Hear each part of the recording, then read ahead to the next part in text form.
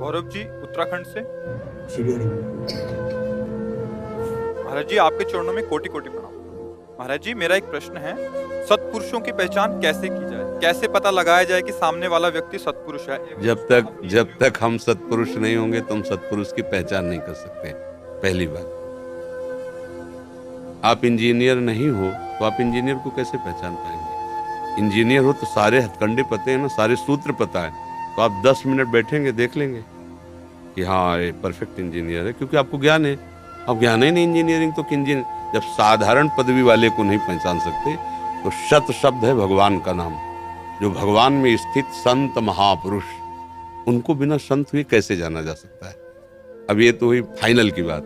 अब इसमें एक बचाव पक्ष की बात है कि जब हम श्रद्धा और विश्वास पूर्वक, वो हमारी श्रद्धा विश्वास होती है, श्रद्धा और विश्वास पूर्वक हम जब उनके समीप जाते हैं तो भगवान ऐसी कोई जगह नहीं जहां ना हो, तो जिनके पास हम जाते हैं उनमें भी भगवान होते हैं। अब जब हम उनका आदर करते हैं, अंदर बैठे भगवान का, तो फिर उस शरीर से यदि पाखंड हो रहा है, असत क्रियाएं हो रही हैं, वो संत नहीं है, थोड़ी देर में ही आपके हृदय में असंतोष पैदा हो जाएगा।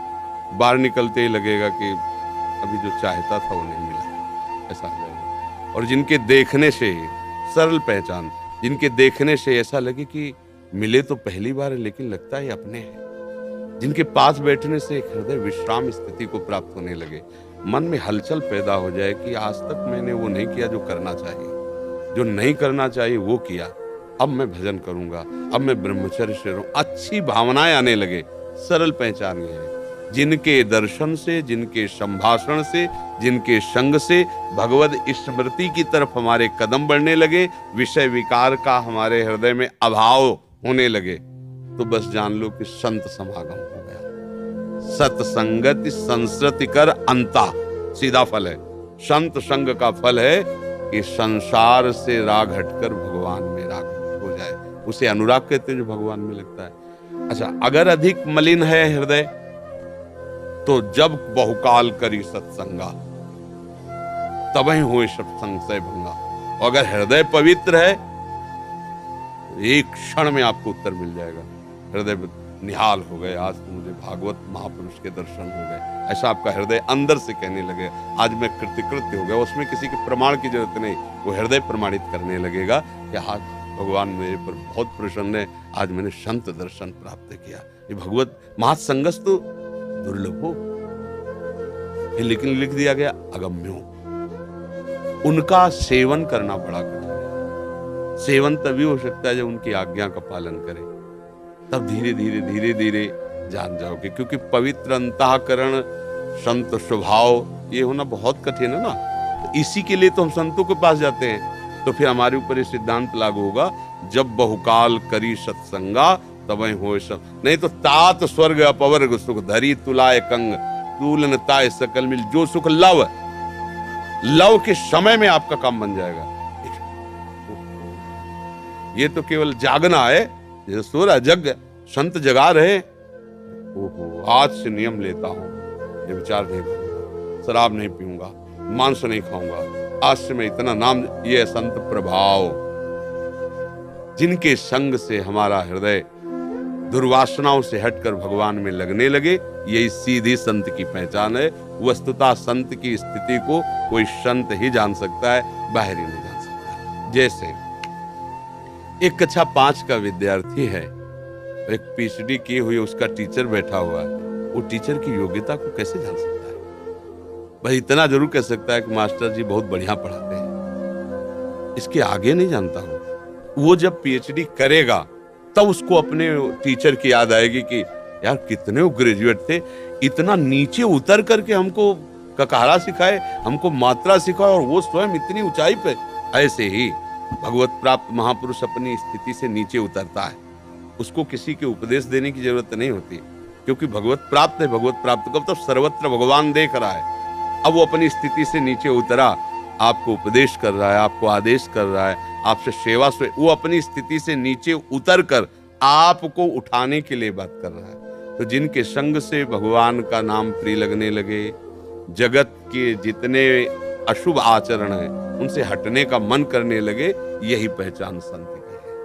वो बोले ना बोले, उनके दर्शन मात्र से आपके हृदय में दिव्य भाव आने लगेंगे। क्योंकि प्रभाव होता है ना, जैसे हम बाहर निकले, शीतल वायु है तो उसमें बुद्धि लगाने की जरूरत है, तो ज्ञानेंद्रिय अपने आप बताने लगेगी वायु शीतल है, वायु गर्म है। ऐसे ही हृदय में भगवान बैठे हुए हैं, अपने आप पता चल जाए, एक दृष्टि में पता चल जाए। जैसे हम लोग गंगा किनारे जब भ्रमण करते थे ना, तो ओहो इतनी ऊंची स्थिति महापुरुष की, देखते एक दृष्टि पड़ते हो ब्रह्माकार वृत्ति हृदय में की, अरे भगवान इतनी बड़ी कृपा, ऐसे महापुरुष का दर्शन, वो अपने आप बता देते ना भगवान। अब चूंकि हमारा अंतःकरण मलिन है, वासनाओं में, तो हमारा फिर चिदानंद भाव को प्राप्त महापुरुषों को कैसे पहचान सकता है। इसलिए हमें चाहिए श्रद्धा और विश्वास पूर्वक हम संतों का सेवन करें, तो हमारा हृदय पवित्र होगा, तो अपने आप पता चल जाएगा। और मूल बात इसमें है कि इसमें जब कोई संतों के पास जाता है तो उसके अंदर भगवान की आस्तिकता होती है कि है, मूल भगवान को लेके जाता है। और कोई ऐसी जगह होती नहीं जब भगवान ना हो, तो उसको घाटा तो पड़ना नहीं, क्योंकि उसका काम बनेगा। वो श्रद्धा और विश्वास के साथ जा रहा है, तो वहां उसके हृदय में भी भगवान बैठे जिसके लिए जा रहा है, वो उनका काम बना देंगे। अंदर से भगवान ही तो सब कुछ सुधारते। हाँ, पर उसका संग यदि आपके लिए बाधक है तो निकलते ही आपके आ जाएगा, ठीक है दर्शन हो गए, बढ़िया, आज के बाद कभी नहीं आएंगे हम और इनसे कोई संबंध नहीं रखेंगे। पता नहीं क्यों अंदर से ऐसा हो रहा कि नहीं करना, क्योंकि अंदर आपने भगवान को माना है ना, तो आपके अंदर वहां दोनों जगह एक ही भगवान बैठे, वो आपको बता देंगे कि इस रूप में छल कपट नाटक हो रहा है। वो आपको बता देंगे कि हमारे इस रूप से दूर रहना, ये हमारा नाटक का रूप है, ये छल कपट का रूप। और जहाँ सत्य भगवान का चिंतन होता है, तो आपका हृदय पहले ही, भगवान का एक परिचय आनंद, हृदय में आनंद आ जाएगा, बस जान लो कि बात हो गई। बिना किसी संशय के हृदय एकदम नाच पड़े। हो आज हमें संत दर्श हुए, जैसे मेघ को देखकर मोर नाच पड़ता है, ऐसे ही जो भक्त जन होते हैं, भगवान के प्रेमी महात्मा को देखकर उनका हृदय नाच पड़ता है। अगर ऐसा है तो भगवान की असीम कृपा है। यानी बहुत मलिन हृदय होने पर फिर संतों के पास जैसे जाए ना, तो उनके बाह्य आचरणों पर, बाह्य बातों पर, बाह्य विषयों पर दृष्टि जाती है और वो हम पकड़ नहीं पाएंगे। जैसे हम भगवान की बाह्य बातें देखें तो हम फिर भगवान की भगवत्ता को नहीं समझ पाएंगे, और भगवत्ता को समझ लिए तो बाह्य को समझ लोगे अपने आप। तो अब हम लोगों की दृष्टि बाह्य है, तो बाह्य दृष्टि से तो पकड़ नहीं पाएंगे, क्योंकि बाह्य सब कुछ मायाकृत है, प्राकृतिक है, और स्थिति चिदानंदमय है। बात स्थिति की है, बाह्य की थोड़ी है। अगर स्थिति और बाह्य से देखा जाए तो बाह्य से दुर्वासा जी बहुत श्रेष्ठ है। एक बलकल की लंगोटी, बलकल कहते हैं वृक्ष की जो छाल होती है ना, उसकी लंगोटी लगाते हैं और खाते। जानते हो क्या है? दूब एक घास होती है, उसका रस पीते हैं, दुर्वा अंकुर का रस, दूब का रस पीते हैं। अस्थि मात्र शरीर में भारी तपस्या के धनी 60-60 हजार वर्ष की समाधि लगती है दुर्वासा जी की। जैसे 88 हजार वर्ष की समाधि शिव की, तो उन्हीं के अंश से पैदा हुए हैं 60-60 हजार। और एक राजा है चक्रवर्ती अम्बरीश जी, पूरी राज पोशाक धारण किए, वो वलकल के लंगोटी पे राजभोग लगता है ठाकुर का, वो दूब का रस पीते हैं। वो तपस्या में है, ये सेवकाई में है। ठाकुर जी के मंदिर में पोछा स्वयं लगाते हैं, स्वयं ठाकुर जी को स्नान कराते हैं, आरती करते, ठाकुर जी के सामने नृत्य करते हैं।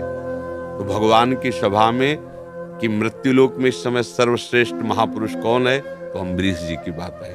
वहां दुर्वासा जी भी बैठे थे। इनको लगा कि मेरी बात तो यहाँ हुई नहीं, और इतना कठिन तप करते हैं, कैसा है अम्बरीश। इनके लिए चलने की थोड़ी जरूरत है, तो आकाश मार्ग से संकल्प शक्ति से चलने वाले महापुरुष पहुंच गए। और वो एकादशी व्रत का अनुष्ठान लिए हुए थे, द्वादश परायण वाला। और उस समय द्वादशी का योग कुछ ही समय में लगने वाला था। और किसी भी भक्त के पास जब संत आते हैं तो अपने आप ही बनता है कि आप प्रसाद पा लीजिए, आपकी क्या सेवा करूं। तो उनका ठीक है, हम प्रसाद स्वीकार करते हैं, स्नान करके आ रहे हैं, आप तैयारी करो। अब वो स्नान करके अपना बैठे रहे, परीक्षा उनको लेनी थी। अब उनके पारण का समय है, अनुष्ठान पूरा तभी होगा जब पारण हो जाए। पारण नहीं होता तो अनुष्ठान का अतिक्रमण होता है। तो ब्राह्मणों से, ऋषियों से पूछा, तो उनका भगवान का चरणामृत पी लेने से पारण भी हो जाएगा और कुछ खाया भी नहीं। अतिथि का सत्कार, मतलब एक ऋषि को भोजन निमंत्रण करने के बाद अगर आप पहले पालें तो अपराध है। तो बात पक्की। कि भगवान का चरणामृत स्नान का, वो चरणामृत लिया, वो ऐसे पी ही रहे थे कि वो तो सर्वज्ञ दुर्वासा जी आ गए। बड़ा भक्त बनता है, मेरे को निमंत्रण करके पहले तूने पा लिया। वो कुछ बोले बोले तेले को क्रोध से आग बबूला हो गए और कहा मैं तुम्हारा विनाश करता हूं। कृत्या प्रकट की तपोबल से, राक्षसी भयंकर जो नष्ट कर दे, वो ऐसे ही खड़े, एक कदम पीछे नहीं हटे, ना भय लगा। भगवान का विधान जैसे, भक्त तो भगवान के विधान से सुदर्शन जी प्रकट हुए, एक क्षण में कृत्या को नष्ट किया। नष्ट दुर्वासा जी को भी कर सकते थे, सुदर्शन जी के आगे किसी का तप नहीं चलता, पर वो भगवान के जन है ना, तपस्या उन्हीं के लिए तो करते, तो भगाया उनको, पीछे पीछे चले, भय से भगाया। पूरा शरीर ताप से जल रहा है सुदर्शन जी के, शंकर जी के पास। मेरी सामर्थ्य नहीं कि मैं सुदर्शन को रोक सकूं। ब्रह्मा जी हरि के पास भागो, ये उनका दिव्यास्त्र, वही रोक सकते, किसी की ताकत। हरि ने कहा हमारी सामर्थ्य नहीं। अहम भक्त पराधीनो, देखो दुर्वासा भी महात्मा है, लेकिन उनको भक्त कह के संबोधन नहीं किया, विप्र कह के संबोधन किया। अहम भक्त पराधीनो अशतंत्र इव द्विज, हे ब्राह्मण, मैं भक्त के अधीन हूं, मैं स्वतंत्र नहीं हूं। ये सुदर्शन मेरे कहने से नहीं शांत होगा। अगर चाहते हो सुदर्शन से बचना तो अम्बरीश जी के पैर पकड़ो जाके। भागे, और अम्बरीश जी के जे ही पैर पकड़ने उनका, भगवान आप तो हमारे गुरु स्वरूप महात्मा है, साष्टांग दंडवत थे अम्बरीश जी। और कहा आज तक मैंने जितना, ये शब्द बहुत विचित्र बोले, आज तक मैंने जितनी भगवत आराधना और भजन किया है वो सब मैं दुर्वासा जी को दान करता हूं, और उसके प्रताप से सुदर्शन चक्र शांत तत्काल। रोने लगे दुर्वासा जी कि हमने अपनी तपस्या का प्रयोग आपको नष्ट करने के लिए किया, और आपने अपना भजन मुझे देखे, आज मैंने देख लिया भगवान के भक्तों की क्या महिमा होती। तो अगर हम इसमें बाहरी दृश्य देखें तो महानता में श्री दुर्वासा जी तपस्वी, जितेंद्रीय, विरक्त महात्मा, रानियां है, महल है। तो ये आंतरिक वृत्ति दुर्वासा जी भी नहीं पहचान पाए अम्बरीश जी की। भक्त की या महात्मा की आंतरिक वृत्ति उसी कोटि का महात्मा जान सकता है, दूसरा नहीं जान सकता। बाहरी लक्षणों से आप कुछ अनुमान लगा सकते हैं, वो भी प्राकृतिक। चिदानंद भाव में बिना चिदानंद भाव के आपका प्रवेश ही नहीं हो सकता है।